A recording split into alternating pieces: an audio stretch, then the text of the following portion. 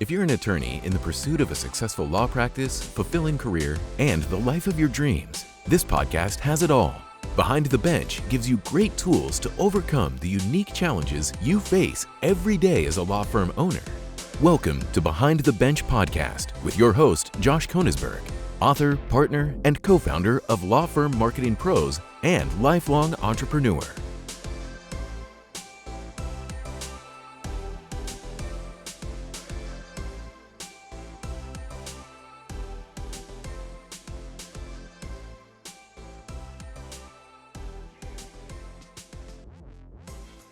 This is your host for the Behind the Bench podcast, Josh Konigsberg. I'm super excited today to be here with Alan Murphy from A Law Office Success. Alan, could you take a moment and tell us a little bit about yourself and about Law Office Success? Yeah, absolutely. So I was my background, born and raised in Florida, and I spent my entire life in business development. And even from the time I was a little kid, I've been selling and hustling. And so I remember when I was probably about 10 years old, my parents would let my sisters and I pick the mangoes off the trees in our backyard. And as you know, in Florida, like all the backyards have big mango trees. And then we'd take them down to the local marina and we'd sell them to all the fishermen and, you know, the people passing by. And then we'd take the money and then take our parents out to dinner. Oh, that's excellent. Talking to strangers and asking for the sale. It's been something that's been ingrained in me since I was really young. And what's great about it wasn't about yourself. It was about giving back to your parents. Yeah. That's the whole altruistic from day one. I love it. We go out to Sizzler and eat like kings. That's great, Sizzler. Okay. Well, tell us a little bit more about how you started Law Office Success. So I left my family business in September 2017, and I wanted to go out in the big world at would be 37 and see what it was like to work for other businesses as an adult and do biz dev professionally. And I certainly had the acumen for it, but I really hadn't spent any time in, you know, what I would consider like, you know, real world businesses that were a family, and except for my early 20s. And it turns out that for the most part, I'm unemployed. You know, and necessity being the mother of invention. Exactly, 100%. So at the same time, when I left the family business, I was remarried, and my wife, probably about a year and a half later, was pregnant, and I worked for two businesses, and it just turns out the way that I approach the market and why I've been successful with the small law firms is, you know, being able to really read between the lines of seeing the forest and the trees to approach the market to help my clients grow. And so the second company, this construction company, the guy fired me. And about 40 days before my little guy was due. And he thought I was going to go back to my family business and, you know, everything would be fine. But there was no way I was going to go back to the family business because I'd struck out on my own and I wanted to do it. And I had a friend of mine that was working as a outsourced back office manager for small law firms. And he said, look, man, he goes, a lot of these people are not adept at marketing and sales and business development. Let me make an intro. At least we can get you some sort of, you know, contract gig. Maybe, you know, you have to close them, but some sort of contract gig before the baby's born and you get another job. I'm like, all right, cool. So I got one law firm. They were a estate and trust firm out in Newport Beach. And I helped them grow and instituted a CRM and policy systems, procedures for intake and marketing. And it worked out so well that they referred me to another firm. And then that firm referred me to another firm. And about the fifth firm in, I said, oh my gosh, I have something here. And then I decided that I couldn't invoice them anymore as Alan Murphy Jr. And my wife and I were on a road trip at the time. And I'm pounding the keyboard in the car with the Wi-Fi, and the only available URL on GoDaddy that I could come up with that was also available as a trade name of the state of Florida was Law Office Success. So that's how Law Office Success was born. I love it. Yeah. I love it. So you get fired. How soon was your baby due? 40 days left. 40 days. And so talk about putting a fire under the butt, huh? I had savings. I mean, I had enough runway for probably 6 months, you know, at our current run rate. And, but I didn't want to do that. Like, My wife even said it. She goes, sit on your butt for 6 months. You've been working your entire life. And I was like, no. So I did what I tell my clients to do. I started taking lunches. I started asking for referrals. I started asking for intros. And that's how I got the opportunity with the introduction to this small firm. And in fact, you want to talk about a fire under my ass? I closed them in the delivery room, and about 40 minutes before my little guy was born. And the delivery nurse looks at me and she goes, are you done yet? It's food time. And my wife's on drugs. She got all the good drugs, And so I go over and grab a leg, and next thing I know, I'm a father. There you go. It was cool. Closing deals in the delivery room. Now that is like the epitome of a salesman. That's right. So That's right. talk about business development.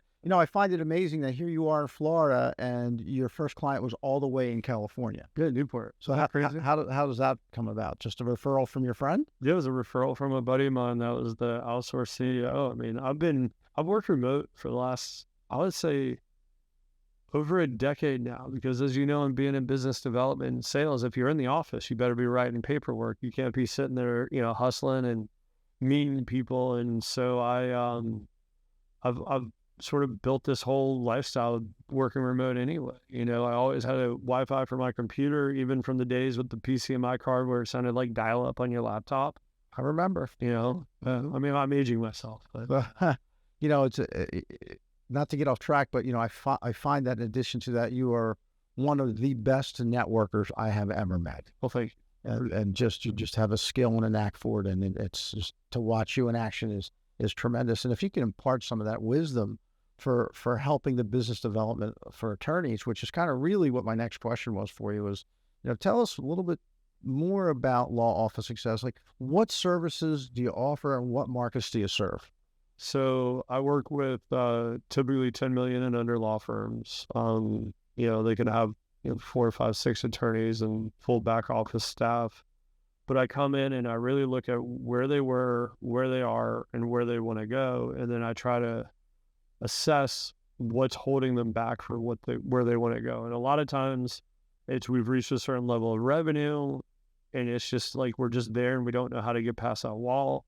Or other times we're at a certain level of revenue and we want to get to this revenue, but we just don't know the path to get there. And so I help them assess what they're doing and how they're, from an intake and lead gen standpoint. But not just that, it's amazing.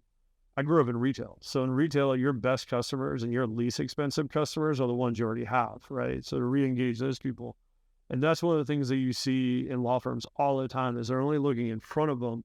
They're not looking behind them, and they're not looking for the people that they've undersold that they can either educate, or they're not looking at, like I like to say that hot leads go to warm leads go to lukewarm leads, and then lukewarm goes to cold, and then cold goes to forgot. Sure. Mm-hmm. If you can really fix that matrix, then, it's free money because they're already sitting there. That's right. That's right. So there's no customer acquisition costs. That's about networking. So that's something that being a biz dev, I'll talk to a tree if I think I can get business out. I mean, really. And but it's so sincere because you really genuinely want to help people. Yeah. Oh yeah. I love people. It's fun. I love asking questions. I love listening. And back in my heyday when I was not living on the other end of Zoom with my clients around the country, I was doing, and this is something I tell my lawyers to do, is take breakfasts, coffees and breakfasts between 7 and 9:30 because the business day doesn't start anyway. That's right. Most of the world opens their doors at 9. And if you've, at least gotten up, done something for your own personal development, whether it's exercise, reading, mindset work, whatever that is, then go have breakfast or go have a coffee with somebody. You can talk to anyone about anything for 45 minutes over coffee or eggs. Yes, you can. And always something to learn. So I see it more as you making friends and trying to help people generally, and then a learning experience for all parties. It's funny. I just recently started with one of our clients, a coffee mastermind at 7:30 in the morning over Zoom. And we just had our second person join today. Really? So it's been about 3 or 4 months of just one-on-one, which has been phenomenal for both of us. And we may open it up to some more people. We'll see how that goes. But it's just great. You you post up at your desk at 7:30 in the morning with a hot cup of coffee, and you're going, and your mind's working, and best ideas and problems that you're having that just another set of ears and eyes can help solve. Rising tides lift all ships. That's right. It is. Rising tides lift all ships. And if you surround yourself with the right people, you are. I've always said that too, that you are a direct reflection of your closest 6 degrees. So within law, what are the markets that you serve? I spend a lot of time in criminal defense, family law, estate, trust, probate, and elder. I have some, interesting clients. I have a gentleman in Jersey that does Jewish-only matrimonial law. So you want to talk about niches. I don't spend a lot of time in PI, and that's mainly because they're so marketing-driven that when it comes to business development and, feet on the street and hand-to-hand, that's not really where the bulk of their referrals come from. When they reach a certain level, it all dovetails together within the overall branding concept, and I've seen it work, and the lift becomes incredible. Yeah. But it's harder to get to them anyway. So but other than that, so let's just say you were talking to a estate planning attorney or a family law attorney or criminal defense. What services would you offer them? So I'd come in, and that's funny you said estate planning, because it's such a nuanced practice here. So, I looked at whether or not they're just passing estate planning attorneys or do estate probate, with trust and wills, built in, or if they're estate, trust, probate, and elder, where we're really looking at, selling people on, what happens, when they're 65 and older. And that changes the avatar of the client too, because you're not, if you're really spending a lot of time in elder and there's good money in elder, you're not going to focus on the 45-year-old families. I'm not the avatar. My wife and my son and I are not your avatar. It's, my parents who, have accumulated, some level of wealth, and they're on the very end of their careers, and they're going to want to be able to make sure that when and if something happens, because statistically something is going to happen when, not if, that they're, cared for, and that, the money that they've worked really hard to accumulate, in their wealth preservation mode is not going to go to the state, and it's not going to go to the long-term care facility. So, but how do you drive that traffic, the qualified traffic, to the law firm? Because I know that you're great at that. So, give me a second to answer that one. That's going to take a minute to formulate. So, the first one is making sure their branding is on point, right? Okay. The second thing is making sure that they are reaching out from a marketing standpoint, not just digital, but also traditional marketing, because the older you go, the more people still like paper mail and paper. And so, it's really identifying opportunities on the traditional side to get in front of the client, the right avatar, right? The right potential new client. So you identify the avatar, and then you put marketing channels in place to get the avatar to raise their hand to say that they're interested? Yeah, it would be topics of interest. Okay, whether it's lead magnets or videos or social media posts. So for our audience attorneys who have never done any marketing, so I had an attorney ask me the other day, what's an avatar? So if I start talking avatars and they don't know or a lead magnet, they might not know what a lead magnet is. So an avatar would be your ideal client, a profile of who your ideal client is. As a matter of fact, we have a tool to help identify that for our clients. I think you do as well. Yours is better. But just because we've been doing it longer. That's the only but in terms of a lead magnet, what's a lead magnet that you've seen work successfully over and over again? Because I know what works for us at Law Firm Marketing Pros, but what does Law Office Success have that really seems to drive traffic? My favorite arsenal is my favorite tool in the arsenal for driving leads is really great infographics that are very simple. It starts at the top, at the beginning of whatever the process, and it goes step by step by step by step. And it can either be paper or it can be digital, because when the lawyers are doing a consultation, they can hand it to them and it becomes a lead bond. And it's one of those things that, I always say put testimonials on the back, right, that are specific to the practice area that the infographics were.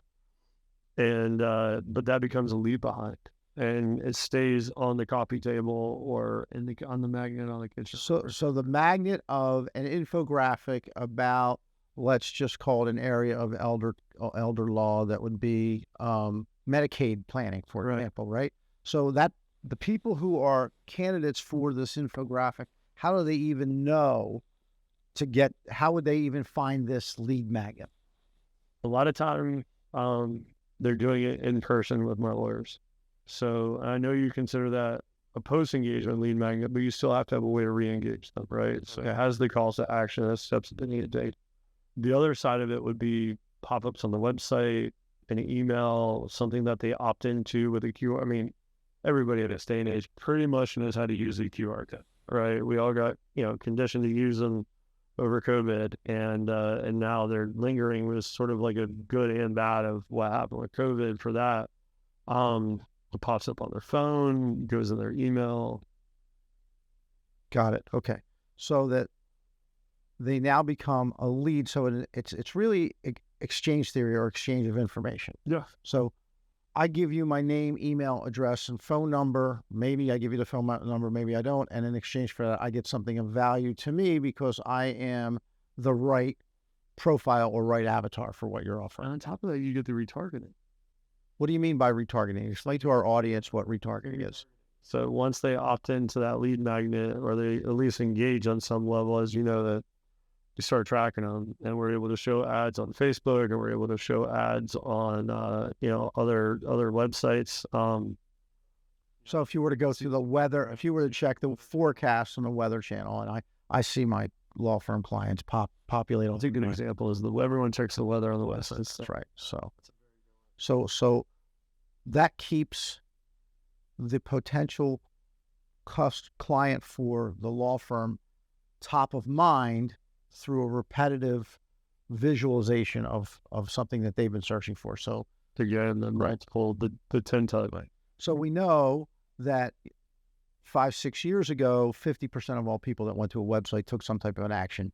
They called, they filled out a chat or some type of web form, and now it's 3%. So that is really critical for a law firm to understand the importance of staying top of mind as the customer journey has changed over the years and continues to evolve, so that we can drive them back to that law firm to ultimately become from a lead to a customer. So one of the things to that point is I don't just try to sell help my clients establish a marketing funnel. We really break down, again, the avatar of who they are, but then we look at, almost a behavioral side of it, right? So you look at, the data the call it like behavioral science, right? Like, who are they? What do they do?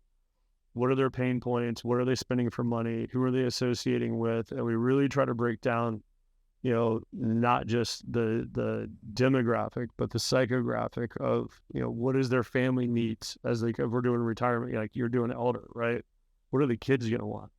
Who are the kids? How do we get in front of the kids? And we really, before we do any of those ads, something we've never talked about before, that's how we approach the solution before we actually even go and market. So when I talk about it, I talk about the psychology of consumer behavior. And what we want to do is we want to leverage the psychology of consumer behavior to the favor of the law firm that would be your client or my client. Yeah, 100%. Then the message becomes 10 times or 20 times more on point than the law firm next door, because the content's very dynamic, and what they're not just saying do business with me, they're breaking down the reason why they should do business with them. That's right.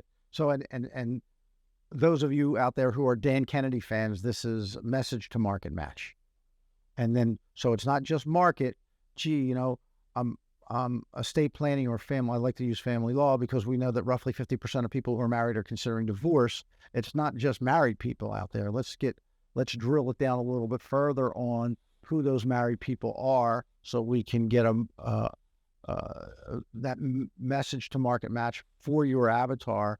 And just to go down that rabbit hole, I know that you've had some family law clients that were interested in high net worth clients, and who doesn't want that? I have clients who love narcissistic divorces, right? Because right. They're typically much higher value. So tell everyone how you help that law firm drive high net worth divorces. So just a little bit of my background, if you're... Yeah, go ahead. Sure, share it. I grew up in a luxury home decor business, and I helped build their specialty side doing yachts, jets, and estates. And I grew up in West Palm, which is across the bridge from Palm Beach, which I'm sure everybody at this point knows because of the past president.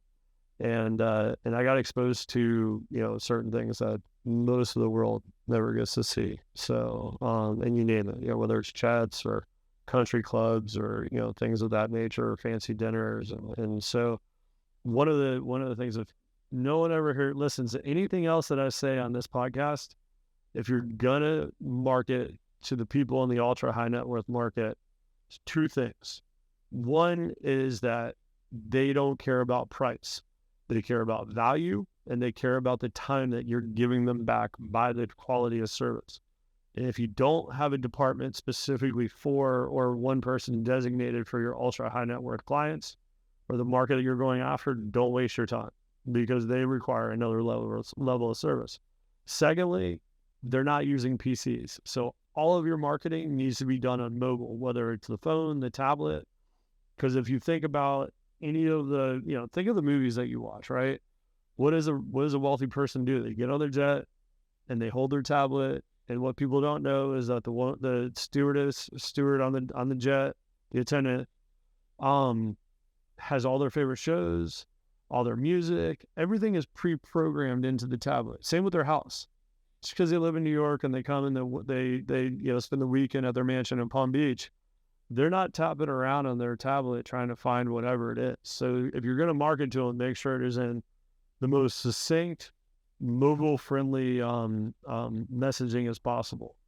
So those are the two big things for catering to the wealthy markets. But I know you did for this one family law firm that you did some events, like business development events to curated events. So if your firm is not affiliated with any nonprofits, not where you're just donating or doing a service day, I get all my clients that I work with to join boards of directors, charitable committees, and really, so again, it's when you're targeting, whether it's the business owners, the community influencers, or people of some level of affluence that can write checks.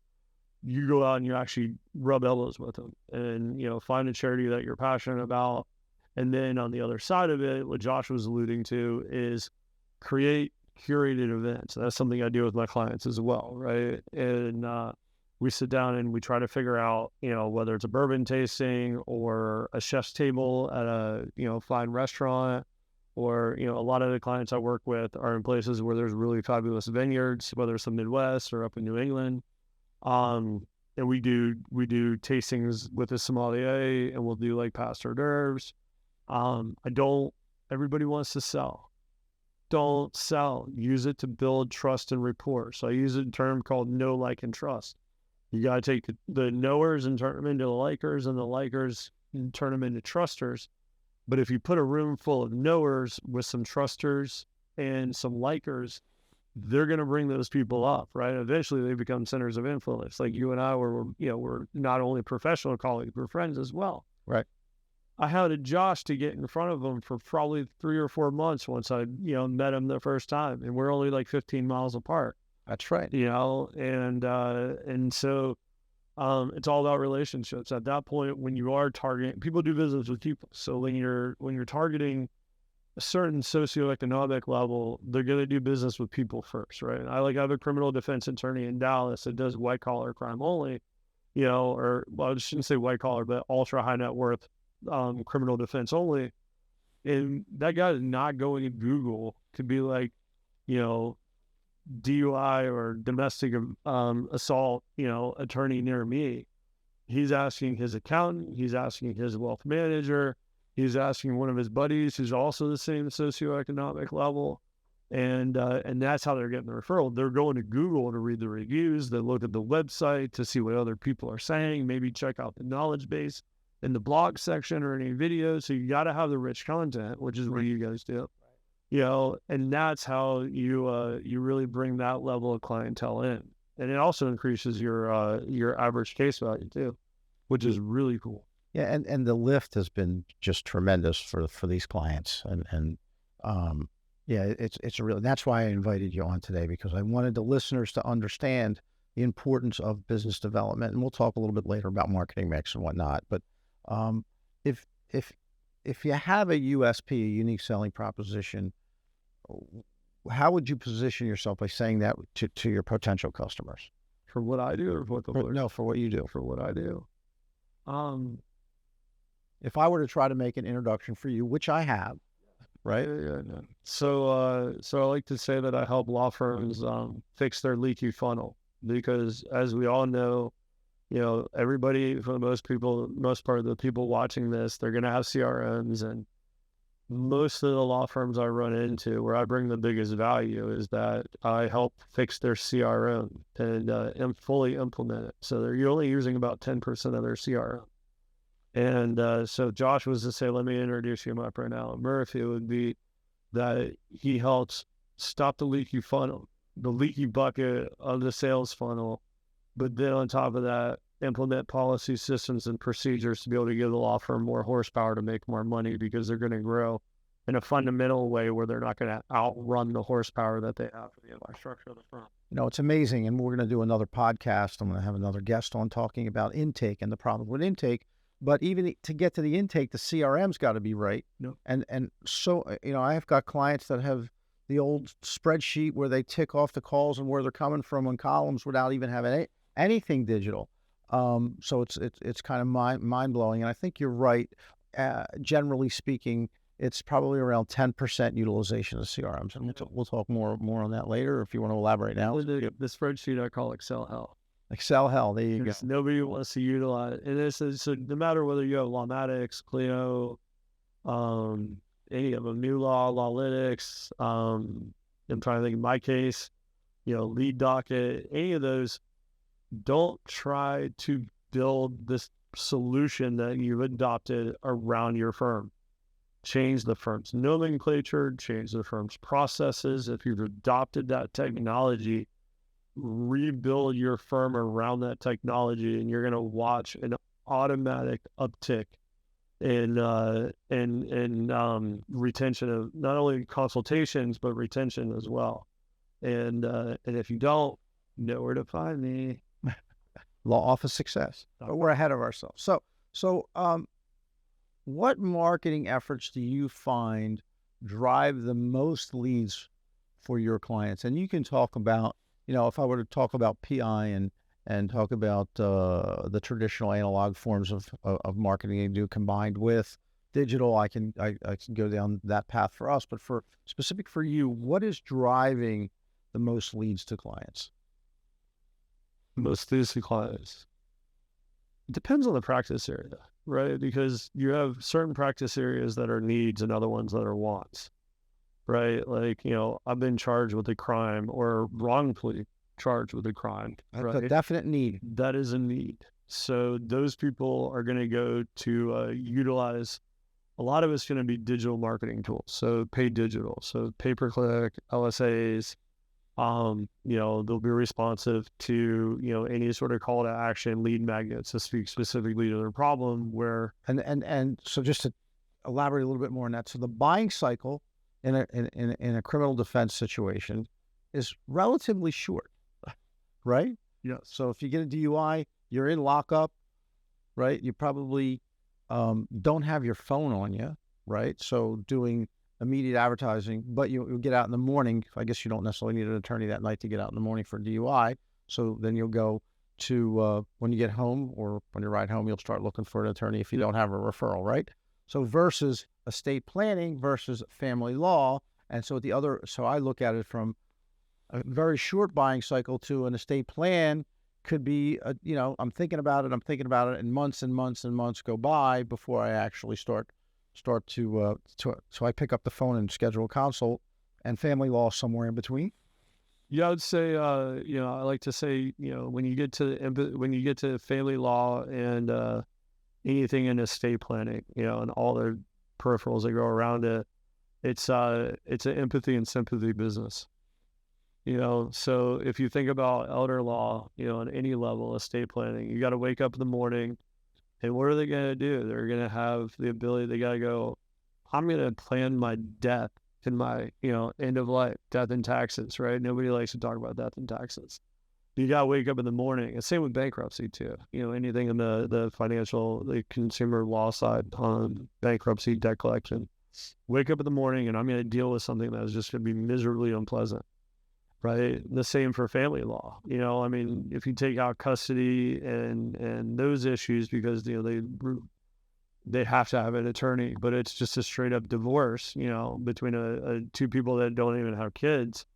You got to wake up in the morning and go, I don't want to be with this human anymore. And now I'm going to go through the drudgery to unwind something very complicated. That's an emotional, emotional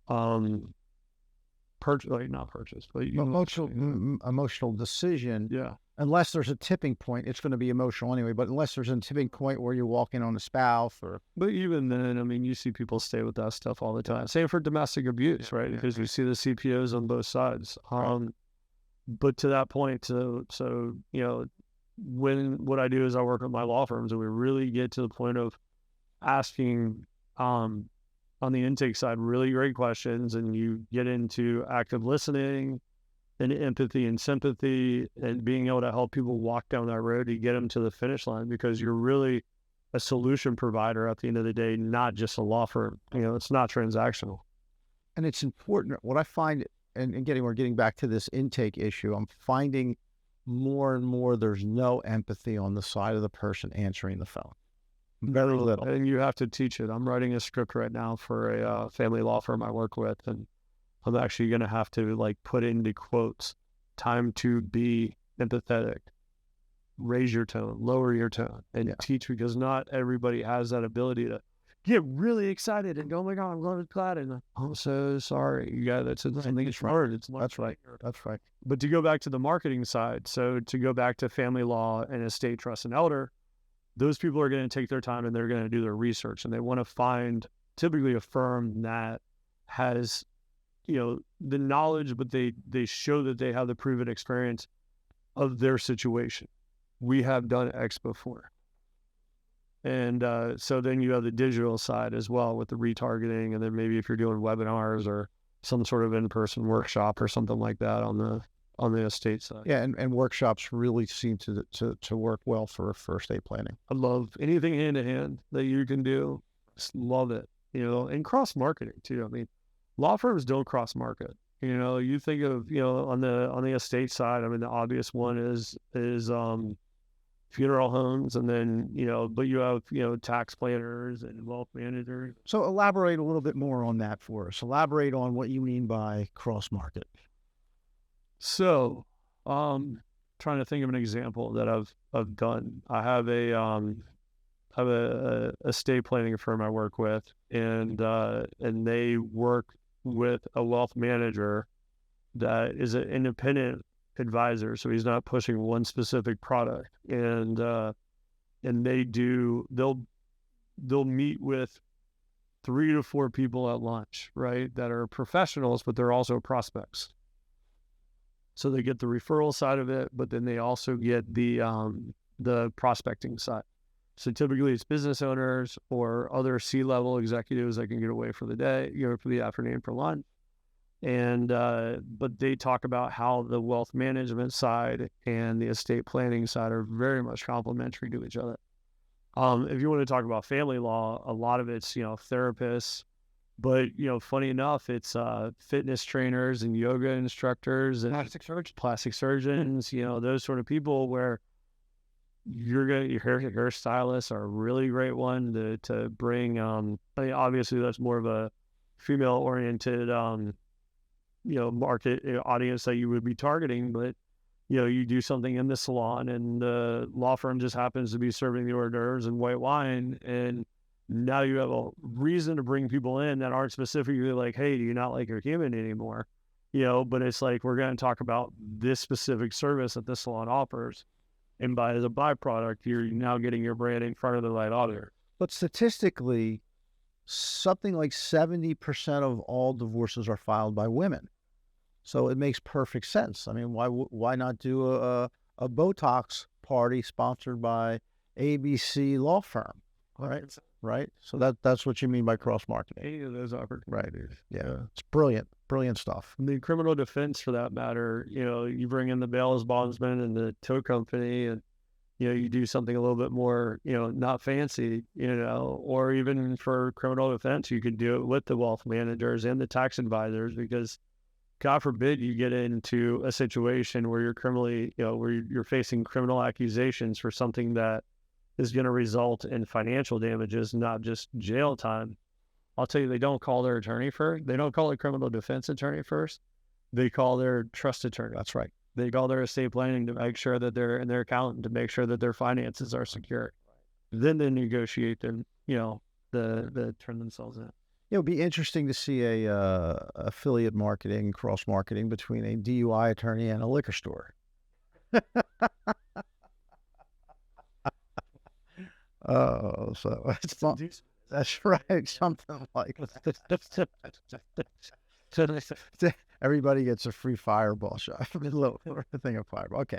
So let's talk about database marketing for a minute, because it's really so often overlooked for law firms. And so can you talk about how you've leveraged it or helped your clients leverage it? And I can talk a little bit about how we do it. Yeah. So with my clients, the first thing I do is I look at their CRM to see how many of potential new matters, people calling, but also semi-qualified people. So they're not necessarily ready to pay the consult fee or, schedule a consult at the time, but, they fit the right bill. They live in the right house in the right neighborhood with the right set of issues, and they have the right needs or wants depending upon the situation.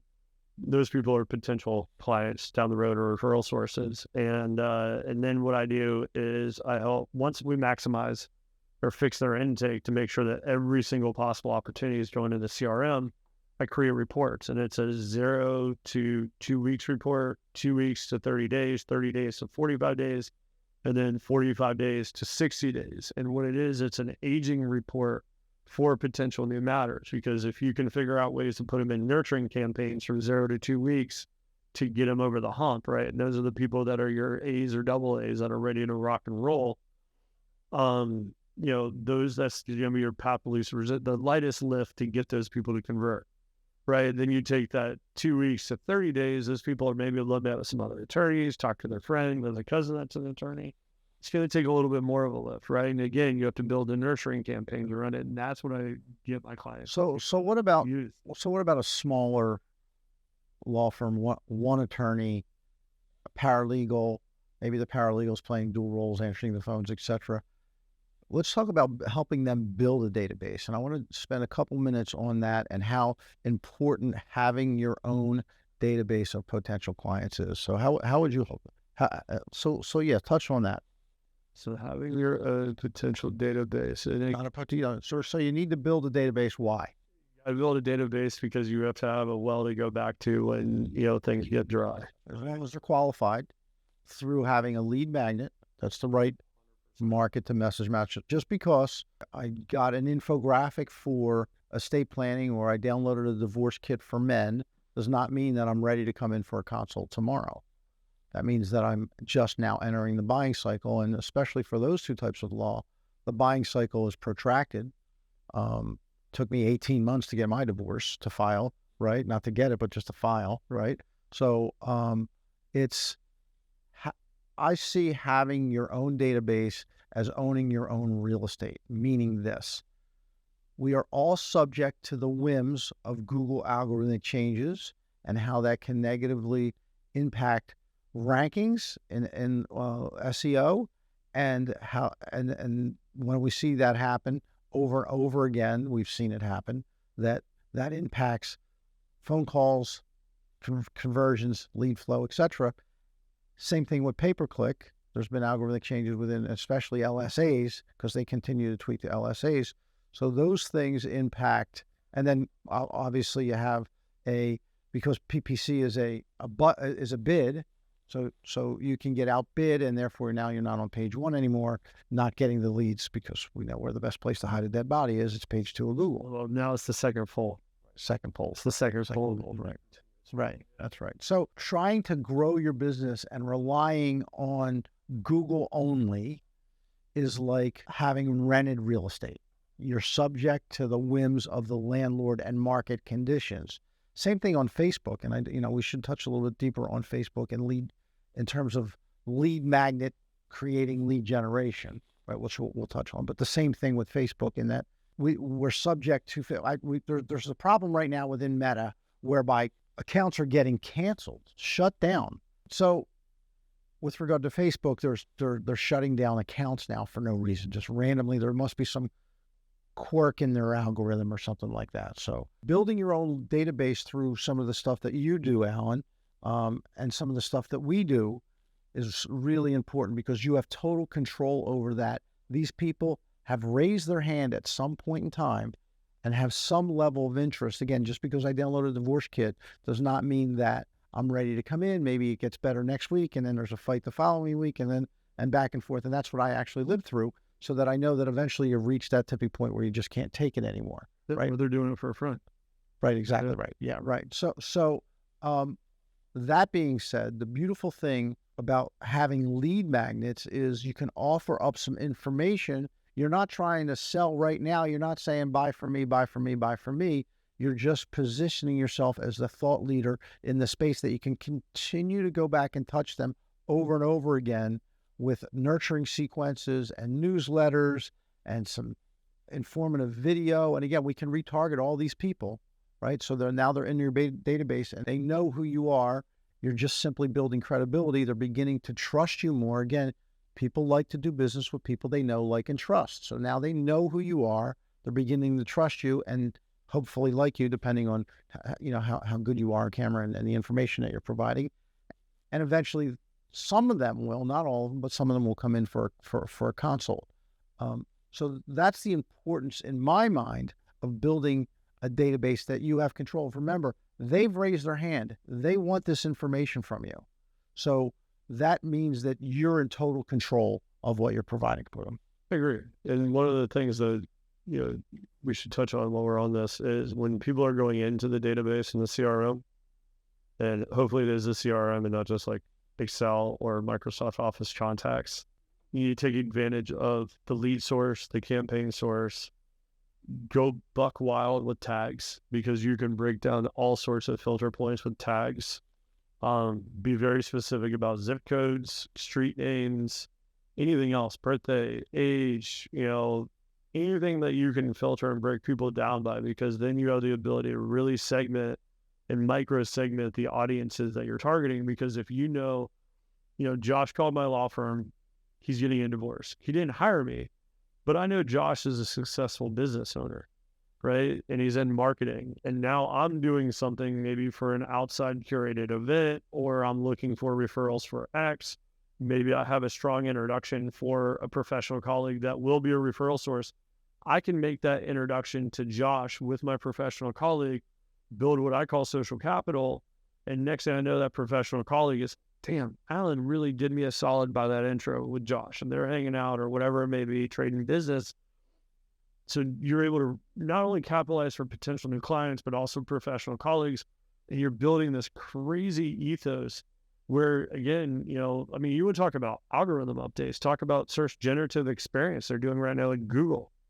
If you guys haven't applied to be in the Google Search Lab, part of the experiment, go play with it. It's going to be game changing. I just got my approval on Saturday, and they are showing organic SGE results, then paid results, and they've completely screwed up the map pack. It's the most crazy thing I've ever seen. And that's why, going to what Josh says, you got to be in a defensible position, and you got to have all bases covered. That's right. Good stuff. So, database is important. Creating know, like, and trust is important and paramount.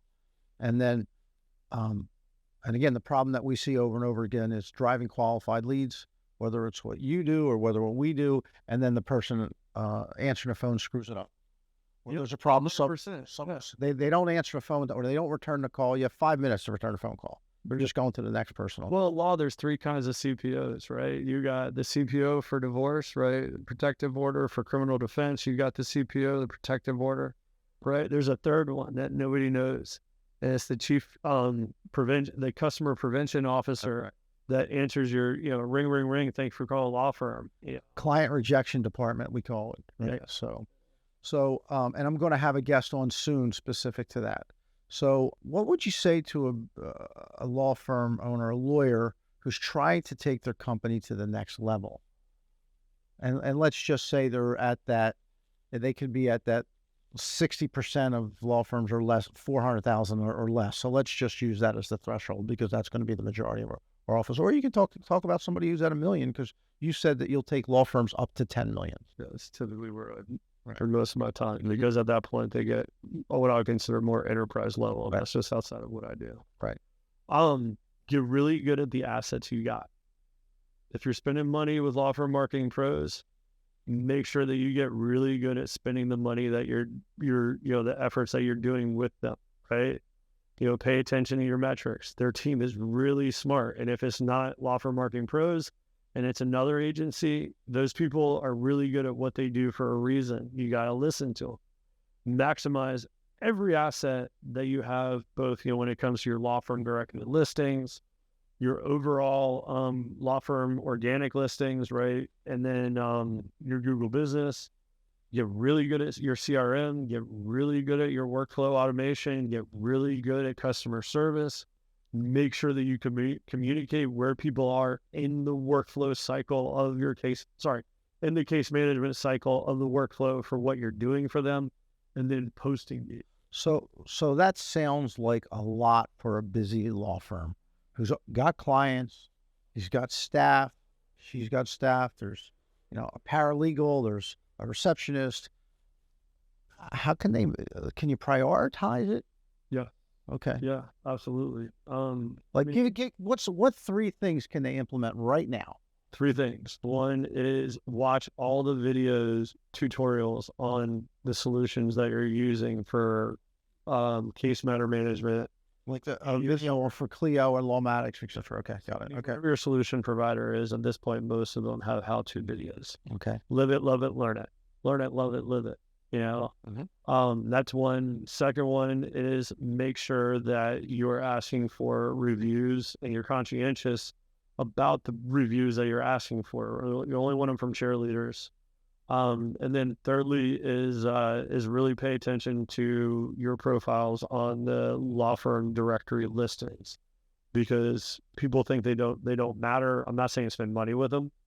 If you can do free, but make sure that your profile is up to date. It's not your old law firm where you got out of law school and you never touched your fine law profile after that. Right. It has the latest and greatest about who you are and what. Okay. That's good stuff. Any additional nuggets or wisdom, insight that you could share with lawyers? Get out and shake hands. Be part of the community. Digital marketing is only one component, but what Josh just said is, when you have the Google earthquakes that, and Bang and, anybody else for this matter now, you got to be able to go to your network and shake the tree. And so I will work with law firms that won't shake hands and kiss babies. They got to get out and pound the pavement, because that's, again, where the ultra high net worth clients are going to come from, and your biggest referrals, your number one case matters or most profitable are going to come from referrals. It's not going to come from somebody just doing a random Google search. You might catch it that way, but most likely you're not. I created a list of 10 icebreakers for going to networking events for a BNI networking group that I used to be involved with. I never shared that with you. No. So I'll share that with you. And for those listening out there, if you want a copy of it, just send a request for the icebreaker list to josh@lawfirmmarketingpros.com. That's josh@lawfirmmarketingpros, and we'll get that right out to you. Alan, this has been tremendous. Great. I really enjoyed chatting with you today. And so any final? Yeah. So the whole networking thing, right? People are like, I don't want to go networking events because I don't know how to talk to strangers.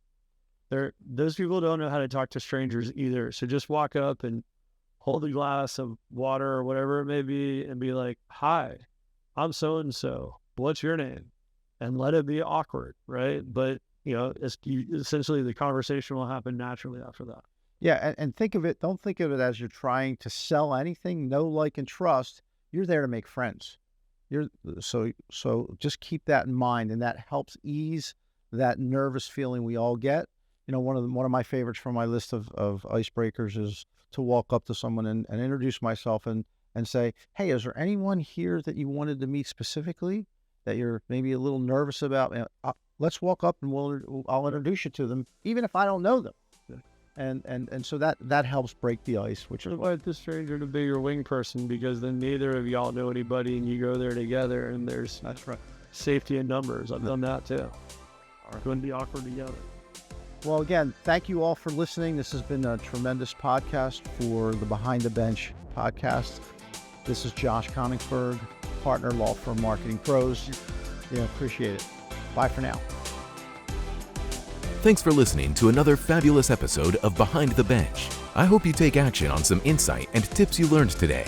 If you like what you heard, please like, subscribe, and share.